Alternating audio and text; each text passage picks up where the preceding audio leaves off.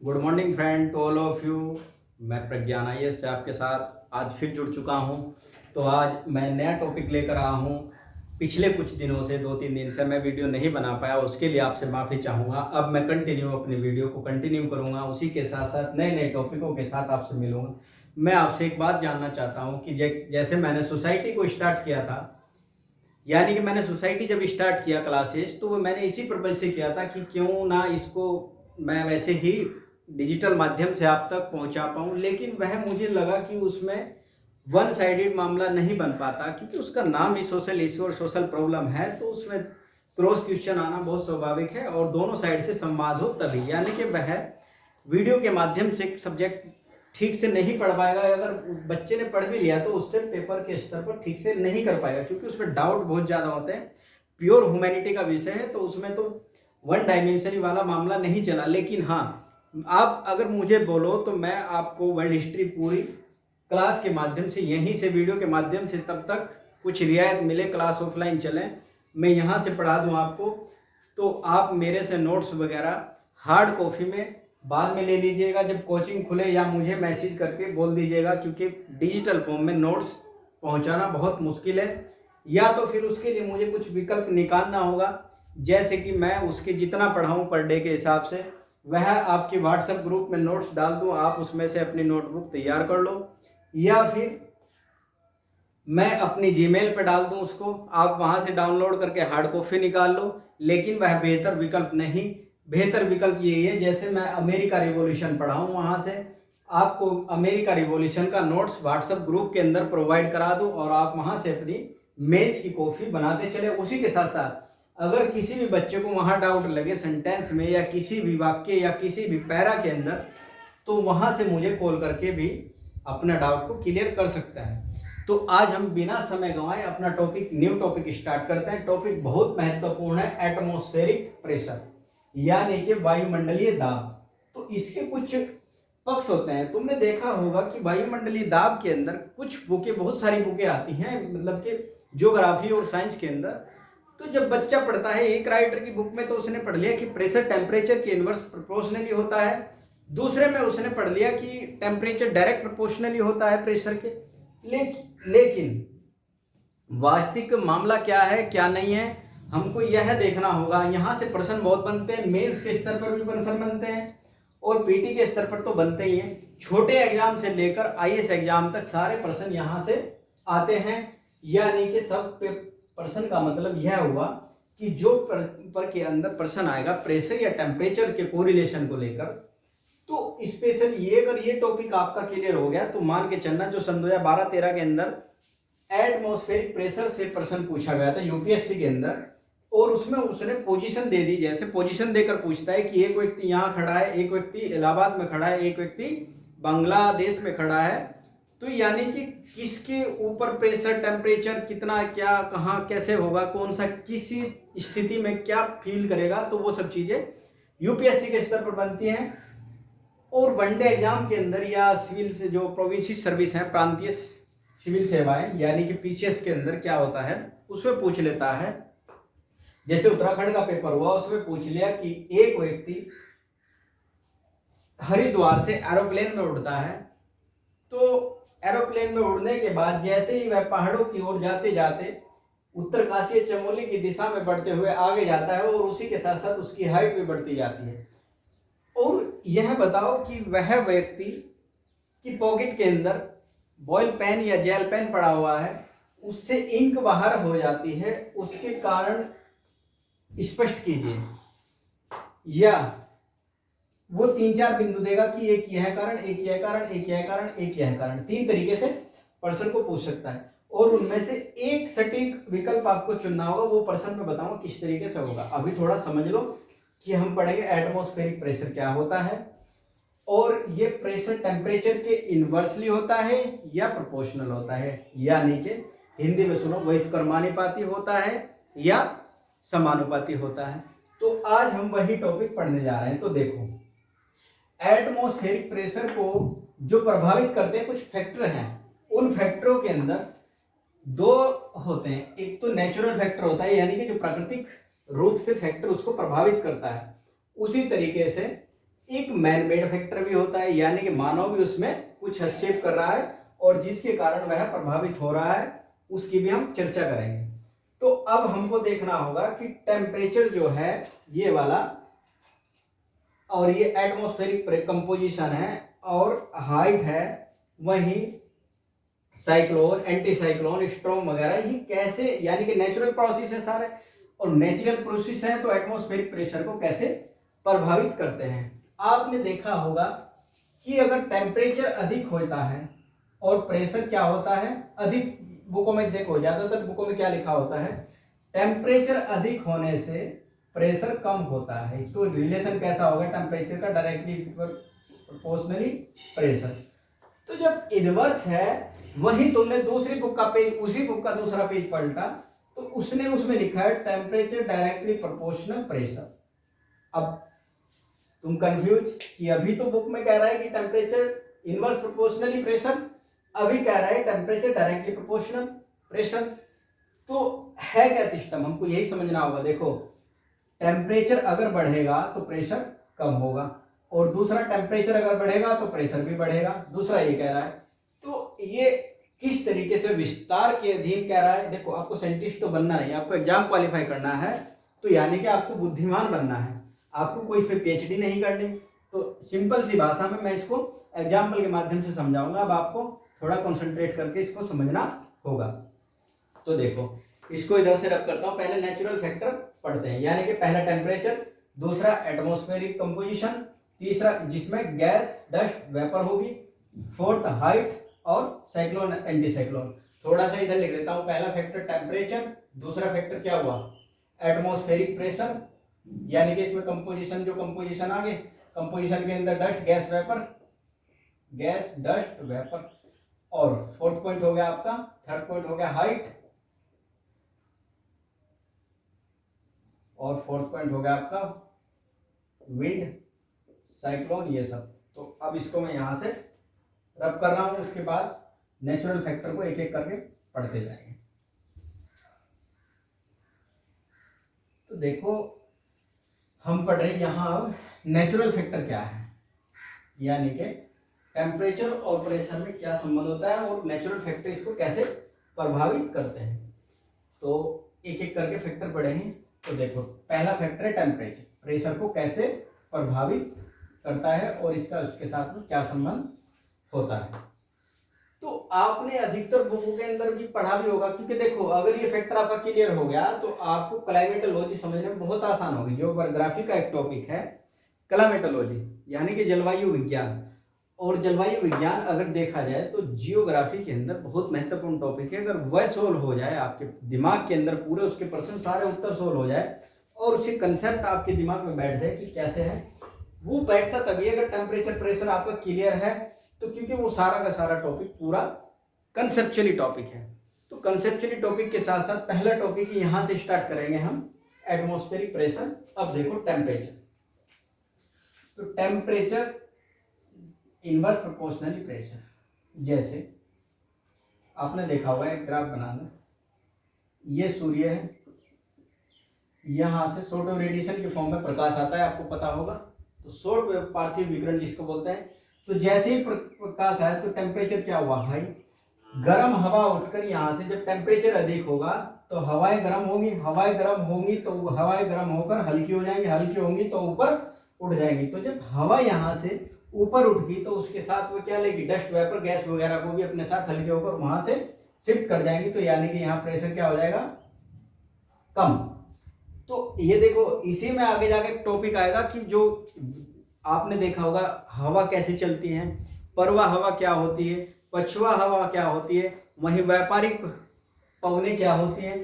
वो सारा अगर ये टॉपिक क्लियर हो गया, उसको समझने में कुछ है ही नहीं, फिर उसको तुम 1 मिनट में समझ जाओगे। फिर पहले ये टॉपिक अगर क्लियर हो जाए तो देखो, अगर हवा मतलब कि गर्म होकर ऊपर उठी तो प्रेशर हुआ कम, हवा गर्म होकर ऊपर कब उठी, जब टेम्परेचर हुआ अधिक, और टेम्परेचर अधिक हुआ तो वहां हीट हुआ, हीट होने से प्रेशर कम हो जाएगा, टेम्परेचर अधिक हो जाएगा। तो यानी कि एक तरीके से इस संदर्भ में देखें तो temperature direct inverse proportionally pressure, बात सही है।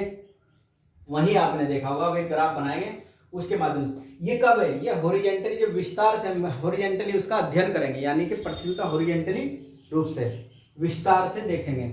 वहीं एक वर्टिकली, यानी कि ऐसे, जैसे पृथ्वी गोलार्ध है उसके ऐसे वर्टिकली और हॉरिजॉन्टल तो आप समझ रहे होंगे। यानी कि वर्टिकली जैसे विस्तार है, जैसा हम कहाँ है अभी पृथ्वी के ऊपर, अमेरिका कहाँ है पृथ्वी के ऊपर। वही तुमने देखा होगा जो उत्तराखंड के अंदर हिमालय पहाड़ है वो क्या उसका है, पृथ्वी के ऊपर जो कंटेंट है, यानी कि जो पहाड़ है हिमालय वो क्या है, ऊर्ध्वाधर, यानी कि पृथ्वी से ऐसे ऊपर उठे हुए, क्षैतिज विस्तार नहीं है, उसको बोलते हैं वर्टिकल। तो देखो वही जैसे तुमने देखा होगा, अब वही पढ़ते हैं कि वर्टिकली क्या मामला है इसका।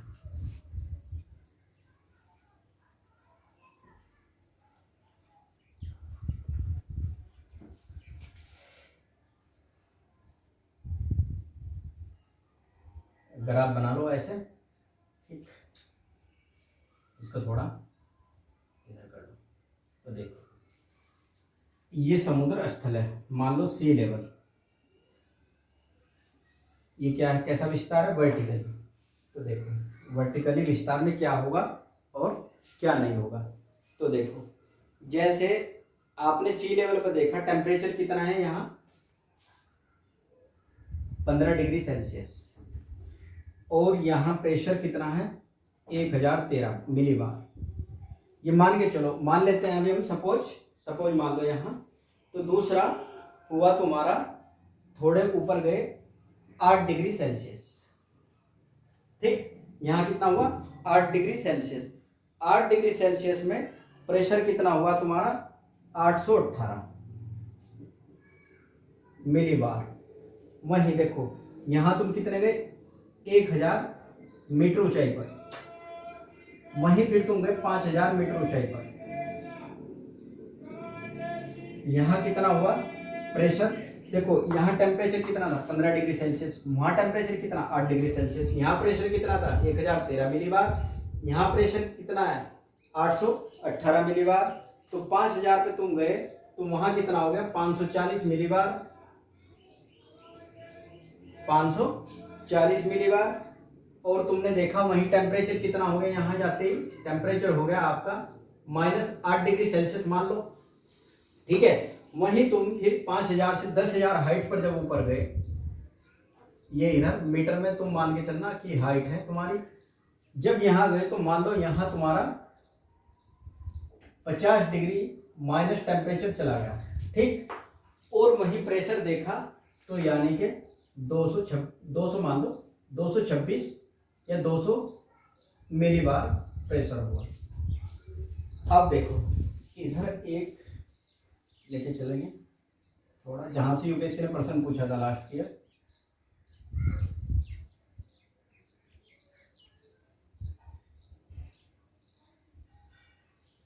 Dust vapour gas, dust vapour gas, dust vapour gas, तो ये नेचुरल फैक्टर है। अब यह देखो कि यूपीएससी इस तरीके से प्रश्न पूछती है कि ये मान के चलो इलाहाबाद नहीं, मान लो हरिद्वार, यहाँ मानो हरिद्वार, ये मान के चलो तुम खड़े हो इलाहाबाद और सी लेवल यानी समुद्र लेवल, बंगाल की खाड़ी, बंगाल की खाड़ी। अब आपको से पूछेगा कि एक व्यक्ति खड़ा हुआ हरिद्वार में, एक व्यक्ति खड़ा हुआ इलाहाबाद में, एक व्यक्ति खड़ा हुआ बंगाल की खाड़ी में, तो सबसे अधिक एटमॉस्फेरिक प्रेशर यानी वायुमंडलीय दाब किस व्यक्ति के ऊपर पड़ रहा होगा। तो अब इसको आपको समझना होगा पोजीशन से, कि पहले तो देखो आपको ज्योग्राफी पता होनी चाहिए कि हरिद्वार कहाँ है, फिर इलाहाबाद ज्योग्राफिकली किस पॉइंट पे है, और वहीं बंगाल की खाड़ी किस पॉइंट पे है, यह आपको पता होना चाहिए। अब आपसे मैं एक सवाल करूंगा, देखो जैसे यानी कि व्यक्ति के जो 1 सेंटीमीटर यानी कि उसकी लंबाई चौड़ाई जितना क्षेत्रफल उसके हेड का क्षेत्रफल है, तो उस पर प्रेशर लग रहा है मान के चलो 200 मिलीबार। जैसे वो रूम के बाहर खड़ा हुआ है, 200 मिलीबार उसके ऊपर एटमॉस्फेरिक प्रेशर लगा हुआ है। तो जैसे ही वो अपने रूम के अंदर आता है तो यानी कि जो ऊपर का प्रेशर था वायुमंडल का वो तो छत ने रोक लिया, तो छत के बीच और उसके हेड के बीच कितना प्रेशर लगेगा। तो आपके हिसाब से स्वाभाविक है कि वह पहले 200 बार लग रहा था, तो यानी कि 20-30 बार, क्योंकि छत और उसके हेड के बीच का ही एटमॉस्फेरिक प्रेशर उसके सर पे लगेगा। लेकिन ऐसा नहीं है, क्योंकि वायुमंडलीय प्रेशर केवल वर्टिकली ही नहीं लगता, वह क्षैतिज दिशाओं से भी लगता है। तो यानी कि जो रूम होगा उसके अंदर जो बराबरों में विंडो दरवाजे, उसकी बराबरों से भी, यानी कि छत से ना लग के प्रेशर कहाँ से आएगा, बराबरों से, और फिर अंदर से प्रेशर इतना ही वायुमंडलीय उसके सर पे एक्ट करेगा जितना कि वह रूम के बाहर था। ये प्रश्न पूछ सकता है, यूपीएससी में पूछ सकता है और वनडे में पूछ सकता है कि एक व्यक्ति, क्योंकि इस प्रश्न को जब पूछेगा तो वह प्रश्न को बहुत लंबा पैरा में लिख देगा, वहां से समझना इसको अपने आप में कॉम्प्लिकेटेड होगा। और जल्दबाजी, वहां एग्जामिनेशन का प्रेशर इतना होता है कि व्यक्ति जब वो समझाएगा उस तरीके से उसको पैरा के अंदर, कि व्यक्ति का ब्रेन वॉश सा हो जाए, और ब्रेन वॉश होते ही तुरंत वो क्लिक मार दे कि हाँ, जो ऊपर से वायुमंडल का प्रेशर था वो तो छत ने रोक लिया, तो यानी कि ऑब्वियसली कम हो जाएगा। लेकिन ऐसा व्यवहार में नहीं होता। तो देखो, उसी तरीके से वायुमंडल के अंदर आपने देखा होगा वेपर भी होती है, डस्ट भी होती है और गैस भी होती है। वेपर, डस्ट और जब गैस होती है तो वो पूरा का पूरा एटमॉस्फेरिक प्रेशर, यानी कि व्यक्ति के ऊपर दबाव बनाते हैं सारे के सारे, क्योंकि उनका वेट भी होता है कुछ। जब वेट होता है तो देखो वह व्यक्ति के ऊपर कहां पर क्या प्रेशर ज्यादा बनाएंगे। तो देखो, जैसे ये पहाड़ है कोई, और पहाड़ मान लो, या एक तरीके से तुम इसकी पोजीशन समझ लो, जैसे हरिद्वार देखो तो पहाड़ पे ये एक तरीके से ऊंचाई है काफी, वहीं इलाहाबाद हमसे डाउन में है, वहीं बांग्लादेश यानी बंगाल की खाड़ी उससे भी डाउन में है। तो देखो, अगर आपने देखा होगा तो वायुमंडल एक सीमा तक होता है, तो यानी वेपर, डस्ट और गैस की मात्रा, यहाँ देखो, यहाँ स्पेस, ये व्यक्ति यहाँ खड़ा हुआ है तो यहाँ स्पेस क्या है, ज्यादा इसकी तुलना में, तो स्पेस ज्यादा है, डस्ट, वेपर, गैस का भार यहाँ ज्यादा है। तो यानी कि जो व्यक्ति बंगाल की खाड़ी में खड़ा है उसके ऊपर वायुमंडल प्रेशर ज्यादा होगा या कम। देखो, जब वेपर, डस्ट और गैस की मात्रा ज्यादा है तो वायुमंडलीय दाब यहाँ ज्यादा होगा, ना कि हरिद्वार में ज्यादा होगा। देखो दूसरा, इसी तरीके से डस्ट, वेपर और गैस, इलाहाबाद इसकी तुलना में कम ऊंचाई पर है, क्योंकि वहां वायुमंडल इसकी तुलना में कम है।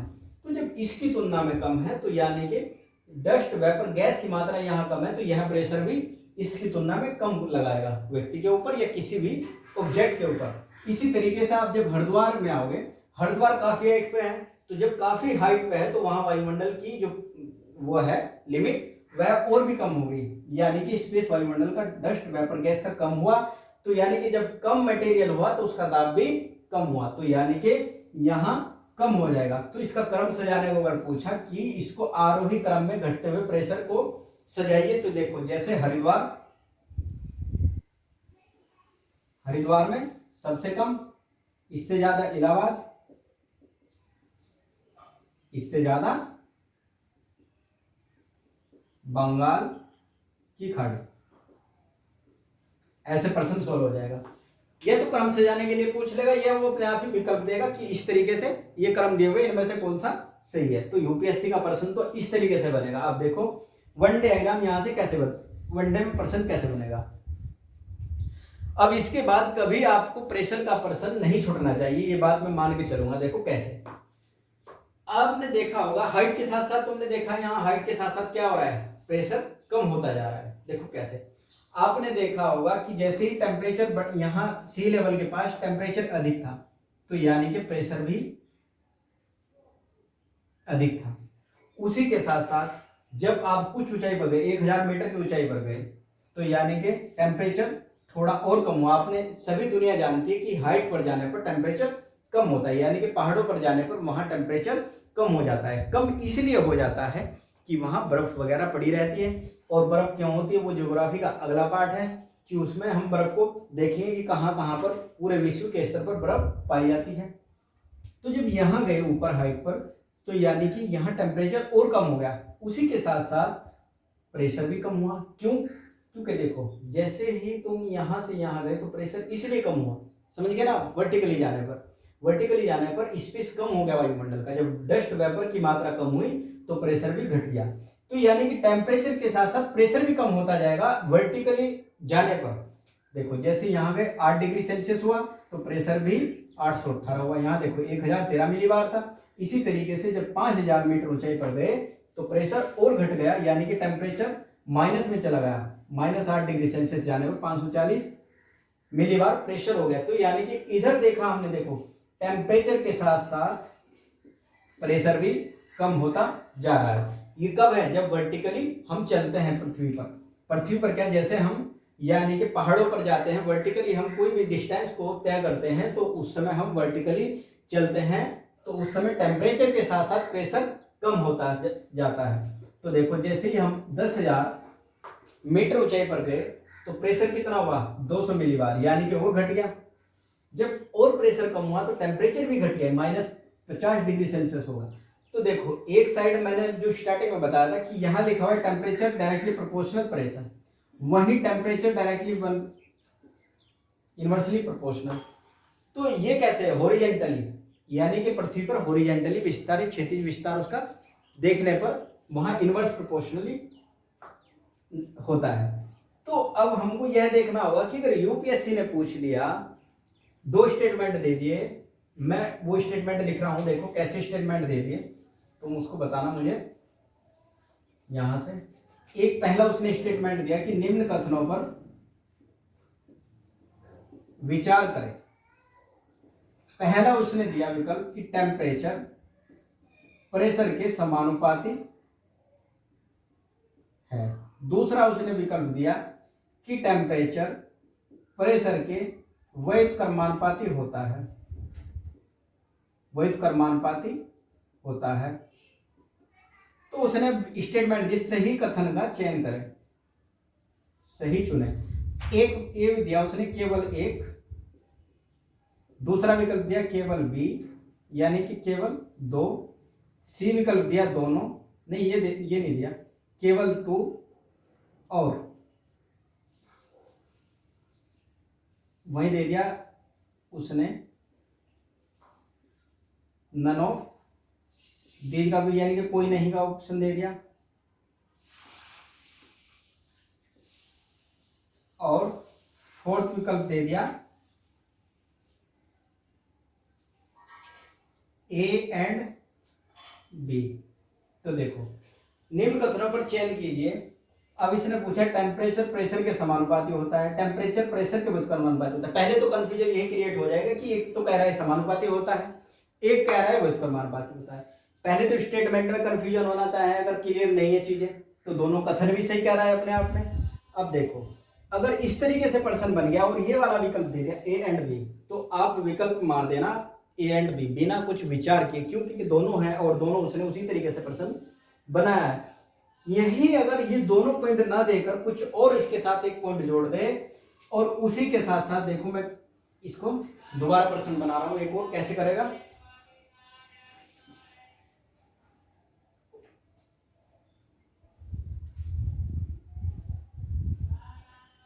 चीज क्लियर हो जानी चाहिए यहीं पर, वरना फिर दिक्कत आती है इन टॉपिकों में। ये टॉपिक ही ऐसे देखो, जैसे प्रश्न दे दे कि निम्न कथनों पर विचार कीजिए, निम्न कथन पर विचार करें।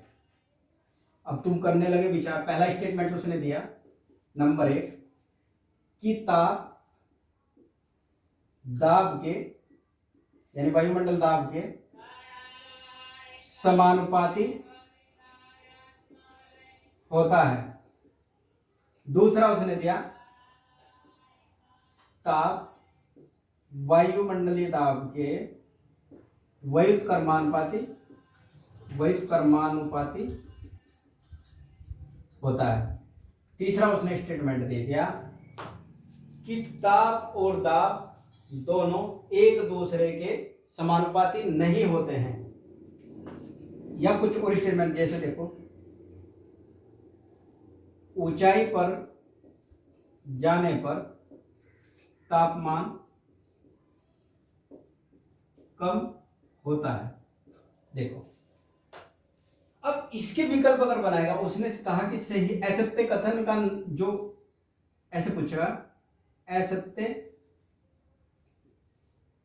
कथन नहीं है, उपयुक्त में से कौन सा असत्य कथन नहीं है। तो यानी कि क्या पूछा? सत्य कथन। पहले तो स्टेटमेंट को यहां से साफ करो इसको, फिर लिखो अपनी भाषा में कि सत्य पूछ रहा है, सत्य कथन। अब देखो उसने विकल्प बनाने स्टार्ट किए A B C D। देखो पहला कहा उसने तापमान वायु दाब के समानुपाती होता है, ठीक है, उसने यहाँ लिख दिया ओनली 1। दूसरा तापमान वायुमंडल दाब के व्युत्क्रमानुपाती है, यहाँ लिख दिया ओनली 2। ऊंचाई पर जाने पर तापमान कम होता है, यानी कि ऊंचाई पर जाने पर तापमान कम होता है। फिर उसने लिखा 1 और 3, ठीक है, वहीं उसने लिख दिया फोर्थ विकल्प में लिख दिया 2 और 3, 2 और 3। अब देखो ऐसे प्रश्न को चुनने में तुम्हारे सामने कंफ्यूजन क्रिएट होना तय है, अगर चीजें समझी हुई नहीं हुई तो इसके लिए मैं एक एग्जांपल तुम्हें पहले, अगर आप मुझे समय दो तो मैं क्लियर कर दूं। देखो हम यहाँ प्रश्न में देखो ताप वायुमंडलीय दाब के समानुपाती होता है, ये बात भी इसने बोल दी सही।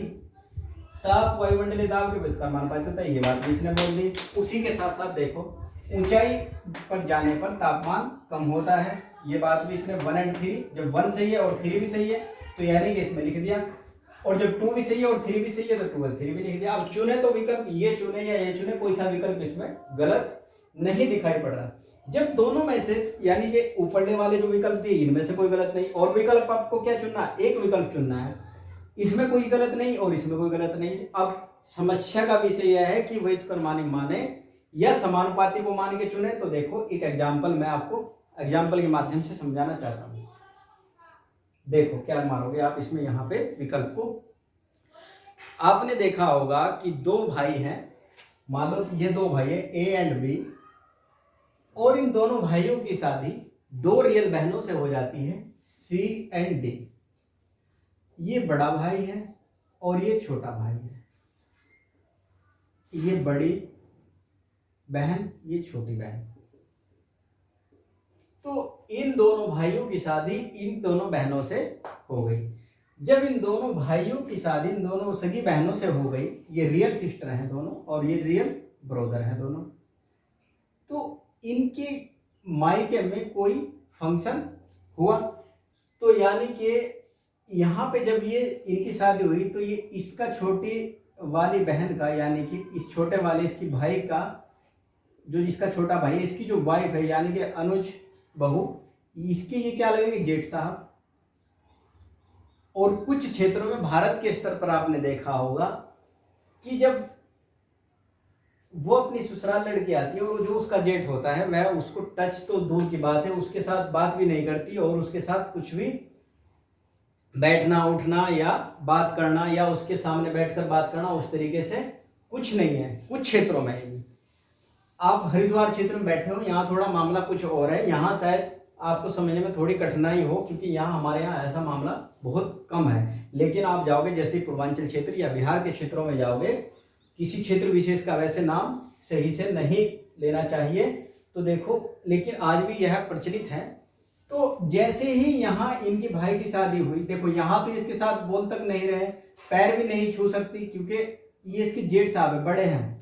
तो देखो जैसे ही ये यहाँ गए ससुराल में यानी कि मायके, ये दोनों बहनें पहुंची छोटी बड़ी, वहीं ये दोनों भाई भी जाएंगे। और जब ये दोनों भाई भी यहाँ गए तो वहां जब ये गया बड़े वाला भाई और ये छोटे वाली भाई की वाइफ भी पहले से गई हुई थी, तो वहां देखा कि ये पूरी आपस में बोलचाल है, क्योंकि वहां क्या लगी इनकी साली जी। जब छोटी साली लगी तो आपने देखा वहां जाते क्या हुआ, इनका रिलेशन बदल गया। और रिलेशन जब बदला तो वहां ये इसके साथ बात भी कर रही है, एक दूसरे को टच भी कर रहे हैं। वहीं एक बच्चा खड़ा हुआ बोला कि दादाजी ये मैटर क्या है, कि वहां तो ये बोलने तक की, तो टच करने की तो बात छोड़ो, बोलने तक की बात नहीं है, सामने भी नहीं आ सकते, लेकिन यहाँ एक दूसरे को टच भी कर रहे हैं और बोल भी रहे हैं। वहीं उस बड़े व्यक्ति ने खड़े होते हुए कहा कि देखो बेटा हम पेपर सेट कर देंगे अभी आपका, सुनो कैसे, कि देखो यहाँ जो ये है बड़े वाला भाई और ये छोटे वाली वाइफ छोटे भाई की, तो यहाँ इनका रिलेशन क्या है, प्रोपोर्शनल यानी कि समानुपाती। और जब ये लड़की वहां अपने मायके चली गई थी तो यहाँ मायके से वहां चली गई ससुराल, तो यहाँ इनका क्या हुआ, रिलेशन इनवर्स, यानी कि ससुराल में रिलेशन क्या हुआ इनका, जेठ का और छोटे भाई की बहू का इनवर्स। और जब ससुराल से मायके आए यानी कि मायके आई और ये जेठ साहब यहाँ पहुंचे, तो यहाँ रिलेशन क्या हो गया, समानुपाती। यहाँ क्या लगी उसकी, साली, तो यानी कि मजाक और टच सब यहाँ पॉसिबल है, और वहाँ इनवर्स रिलेशन होने की वजह से यह सब नहीं होता। तो इसी तरीके से माइंड में बैठा लेना आज अपने। तो अब ये मान के चलो कि माने कौन सा रिलेशन, यही है सेम सिचुएशन वहां भी टेम्परेचर प्रेशर की, हॉरिजॉन्टली और वर्टिकली में। देखो यहां मान लो कि जहां पर भी हमारी ज्यादा लाइफ बिताई जानी है, यानी कि जहां भी ज्यादा लाइफ हमारी सस्टेन होनी है और जहां ज्यादा लाइफ हमको बितानी है, तो यानी कि अब आप ही बताओ कि लाइफ ज्यादा कहां बीतेगी, ससुराल में। क्योंकि 20-22 साल की एज में लड़के की शादी हो जाती है और फिर जब तक वह अपना पूरा का पूरा जीवन बिताती है वह ससुराल के अंदर बिताती है। तो यानी कि अब वहां ससुराल के अंदर मैंने बताया कि इनवर्स रिलेशन है, इसी को मान लेना, टेम्परेचर डायरेक्टली प्रोपोर्शनल प्रेशर। तो यानी कि यहाँ भी इनवर्स वाला रिलेशन मानना, क्योंकि देखो व्यक्ति को भी ज्यादा जिंदगी क्षैतिज विस्तार पर ही बितानी, ना कि पहाड़ों पे। पहाड़ों पे तुमने देखा होगा कि कितने मात्र व्यक्ति जब जाते हैं टूरिस्ट के लिए, 1-2 दिन घूमने के लिए जाते हैं, उससे ज्यादा तो वहां कोई रुकता नहीं। तो यानी कि तुमने देखा होगा अमेरिका, यूरोप और पूरे एशिया में, यानी प्लेन पे ही तो व्यक्ति रहता है, क्षैतिज पे ही तो रहता है, वर्टिकली तो पहाड़ पे जाके घर बनाने का नहीं। तो यानी कि क्या हुआ वहां रिलेशन समानुपाती, और प्लेन में क्या हुआ यहाँ रिलेशन इनवर्सली। तो इसी तरीके से क्षैतिज विस्तार यानी कि इनवर्सली को मान लेना, क्योंकि ज्यादा देखो तो इसी आधार पर तुम देखो ताप वायुमंडल दाब के समानुपाती होता है, ऊंचाई पर जाने पर तापमान कम होता है। तो यानी कि 2 और 3 विकल्प को मानते हुए इसका विकल्प आप डी मार देना वहां, ठीक है। अब देखो कुछ इसकी वो देखो पक्ष, ये तो समझ गए सारे। हाइट के साथ साथ क्या हो रहा है ये मैंने आपको बता दिए। नेचुरल तो फैक्टर जितने भी थे। अब ये देखो मैन मेड। मैन मेड में क्या है कि मैन मेड भी टेम्परेचर प्रेशर को प्रभावित करता है। जैसे ग्लोबल वार्मिंग, इंसान भी तो कम नहीं है, इंसान भी पूरे दिन रात दिन लगा हुआ है टेम्परेचर ग्लोबल वार्मिंग हीट को बढ़ाने के लिए। यानी ग्लोबल वार्मिंग जब होगा तो टेम्परेचर क्या होगा, गर्म होगा। जब टेम्परेचर प्रेशर में ही अंतर संबंध पड़े तो टेम्परेचर अधिक होने की वजह से प्रेशर पर उसका सीधा सीधा प्रभाव पड़ेगा। उसी तरीके से CO2, आपने देखा होगा CO2 भी इंक्रीज करने के लिए मानव कम नहीं है। उसी तरीके से आपने ये केमिस्ट्री में भी पढ़ा होगा। देखो जैसे ही हम पहाड़ों पर जाते हैं, तो पहाड़ों पर जब जाते हैं तो वहां टेम्परेचर क्या होता है, अधिक हो जाता है, और उसी के साथ साथ नहीं टेम्परेचर सॉरी कम हो जाता है, और टेम्परेचर कम हो जाने के साथ साथ प्रेशर भी कम हो जाता है। तो अगर पर्सन यहां से आपसे पूछ ले तो वहां सांस लेने में भी थोड़ी दिक्कत होती है। दिक्कत इसलिए होती है कि वहां जो हम ऑक्सीजन लेते हैं ना, तो ऑक्सीजन जो मोलिक्यूलर ऑक्सीजन है उसको हम लेते हैं, ना कि एटॉमिक। तो वहां पर मोलिक्यूलर जो ऑक्सीजन होती है उसकी मात्रा कम पड़ जाती है, इसीलिए वहां सांस लेने में भी दिक्कत होती है। और एटमॉस्फेरिक प्रेशर जो होता है वो ऑटोमेटिकली मैंने देखा आपको बताया यहाँ कि कम हो जाता है। तो उसी तरीके से डस्ट इंक्रीज हो रही है। डस्ट जब इंक्रीज हो रही है तो यानी कि डस्ट वेपर, जब आपने पढ़ा है डस्ट वेपर, इससे भी प्रभाव डायरेक्ट पड़ेगा प्रेशर और टेम्परेचर पे। उसी तरीके से वेपर देखो आपने देखा होगा बॉयलर वगैरह दुनिया भर के लग रहे हैं, वहीं शुगर मिल वगैरह के अंदर वेपर स्टीम उबल रही है और ऊपर जा रही है। वहीं आपने देखा होगा कि एनर्जी हाइड्रोलिक पावर प्लांट लग रहे हैं, तो वहां क्या उससे वेपर को बढ़ावा मिला है। ये सारे क्या है, एटमॉस्फेरिक प्रेशर को प्रभावित करते हैं, मैन मेड कॉजेज। तो उसी आधार पर अब देखो, अब मैं आपसे कुछ प्रश्न बताऊंगा जो वनडे के एग्जाम में आते हैं।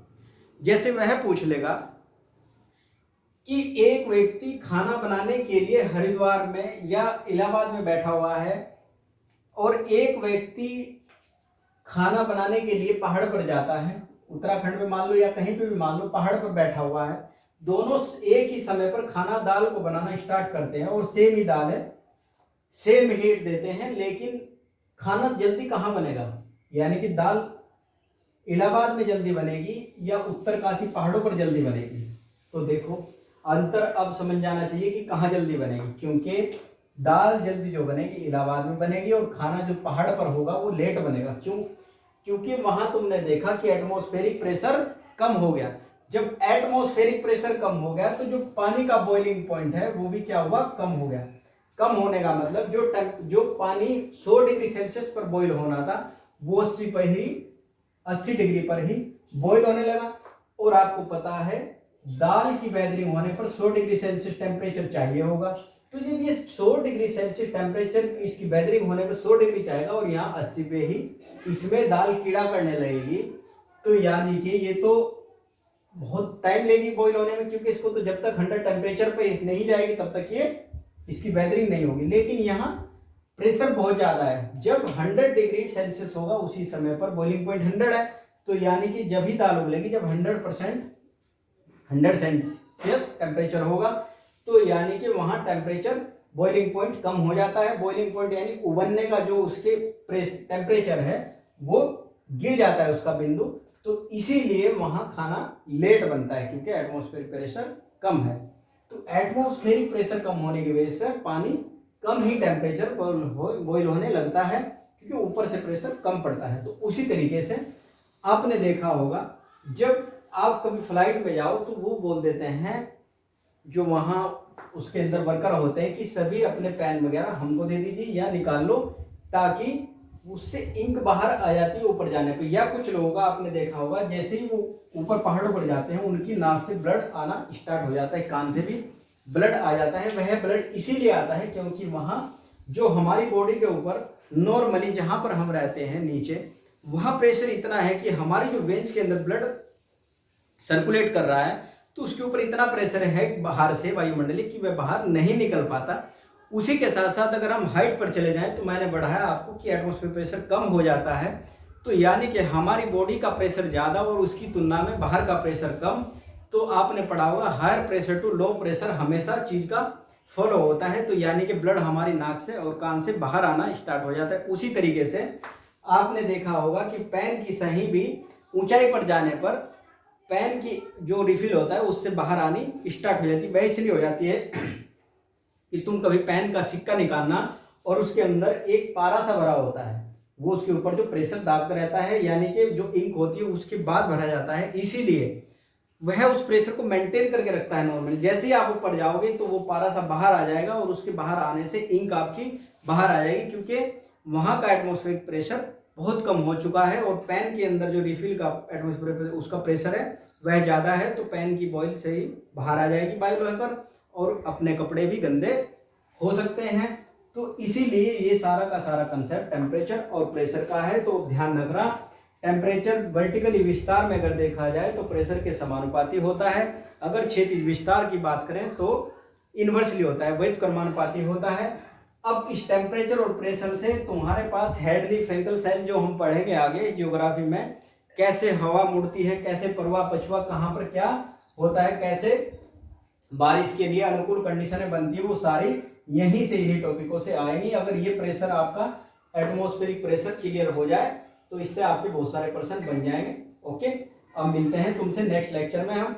और नेक्स्ट लेक्चर आप मुझे बताना कि अगर आप वर्ल्ड हिस्ट्री बोलोगे तो मैं वर्ल्ड हिस्ट्री बेसिक से स्टार्ट करूंगा, 1 बाय 1 एक एक लेक्चर डालता जाऊंगा उसके। लेकिन उसमें ऐसा है कि उसको करना स्वाभाविक है, और स्वाभाविक इसलिए है कि उसमें वन साइडेड भी मामला चल जाएगा, उसमें कोई ज़्यादा दिक्कत नहीं है, क्योंकि मैं कोशिश करूंगा कि कुछ भी उस तरीके से मामला ना बचे कि आपको उधर से क्रॉस क्वेश्चन का अभाव की कमी महसूस हो। ओके, अब नेक्स्ट लेक्चर हम स्टार्ट करेंगे और नेक्स्ट वीडियो लेकर आऊँगा आपके सामने। आप मुझे अपने सुझाव दीजिएगा कि मैं वर्ल्ड हिस्ट्री स्टार्ट करूं या ना करूं, तो आप मुझे बता दीजिएगा। मैं आपको डिजिटल फॉर्म में यानी व्हाट्सएप वो नोट्स रोज का अपलोड डेली बेसिस पर अपलोड करता रहूंगा और आप वहां से अपना नोट्स प्रॉपर बना लीजिए। Thank you.